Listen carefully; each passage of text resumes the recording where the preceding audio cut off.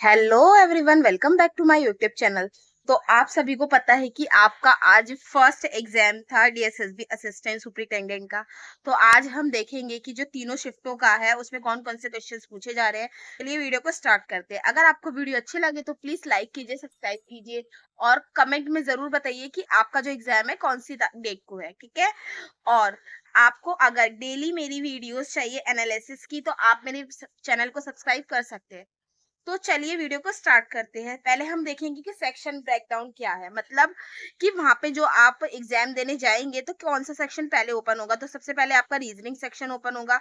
Reasoning में part A, section A में 20 question होंगे, सेक्शन बी में 20 क्वेश्चन होंगे। फिर जीके जीएस होगा, मैथ्स होगा, फिर इंग्लिश आएगा और लास्ट में आपका हिंदी होगा। तो स्टार्ट करते हैं रीजनिंग से। तो जो रीजनिंग है वो आपकी इजी टू मॉडरेट आ रही है। उसमें ब्लड रिलेशन के क्वेश्चंस आ रहे हैं, सिटिंग अरेंजमेंट के क्वेश्चंस आ रहे हैं, रैंकिंग के क्वेश्चंस आ रहे हैं, सीरीज के नंबर सीरीज भी आ रही है और अल्फाबेटिकल जो सीरीज होती है वो भी आ रही है। एनालिसिस से क्वेश्चंस आ रहे हैं, वाटर इमेज और मिरर इमेज, बहुत सारे क्वेश्चंस आ रहे हैं। बोर्ड मास से रिलेटेड कॉन्सेप्ट वाले क्वेश्चन आ रहे हैं, जिसमें साइन इंटरचेंज का जो होता है ना वो कॉन्सेप्ट ज्यादा आ रहा है। वॉवल रिप्लेस करके कि वॉवल में ये एक नंबर मतलब एक जोड़ दिया जाए, वन माइनस कर दिया जाए, ऐसे क्वेश्चंस पूछे जा रहे हैं। और ये पूछे जा रहा है पजल वाले फ्लोर बेस्ड क्वेश्चन बहुत ज्यादा आ रहे हैं कि वो दूसरी मंजिल पे है, वो तीसरी मंजिल पे है, तो बताइए चौथी मंजिल और तीसरी मंजिल के पीछे कितने लोग बैठे हैं। इस टाइप के क्वेश्चन आ रहे हैं, कोडिंग डिकोडिंग के क्वेश्चन आ रहे हैं। तो जो ओवरऑल आपकी जो ये रीजनिंग है वो इजी आ रही है, लेकिन क्या प्रॉब्लम है इसमें, थोड़ा टाइम टेकिंग में 4 या 5 क्वेश्चन ज्यादा टाइम ले रहा है। इसकी वजह से थोड़ा टाइम का इशू हो सकता है।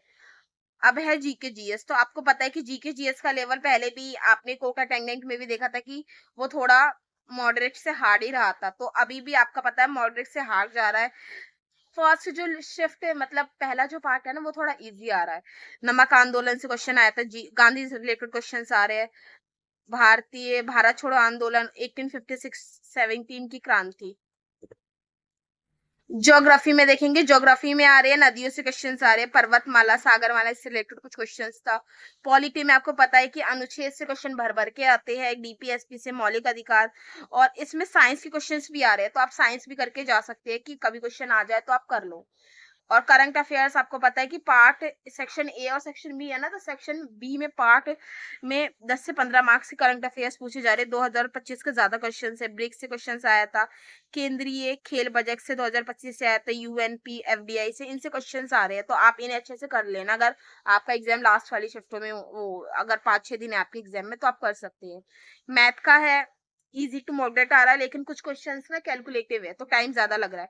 For scientist profit and loss हो गया, time and work, piping system, LCM HCF ratio, CI SI average, mixture and alligation, partnership, board mass, इनसे बहुत ज्यादा क्वेश्चंस आ रहे हैं।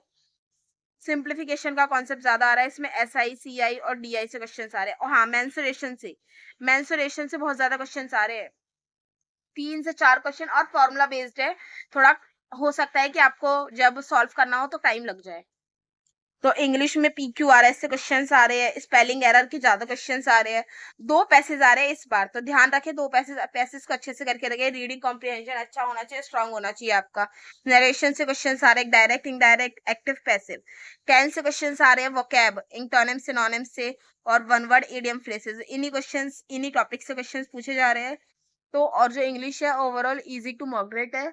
जिन लोग जिसकी जो वोकैब है वो स्ट्रांग है, इंग्लिश थोड़ी वीक है, तो उनके लिए थोड़ा मॉडरेट लग सकता है, लेकिन वैसे जिनकी ज्यादा स्ट्रांग है ना इंग्लिश का पार्ट, तो उनके लिए बहुत ज्यादा इजी है।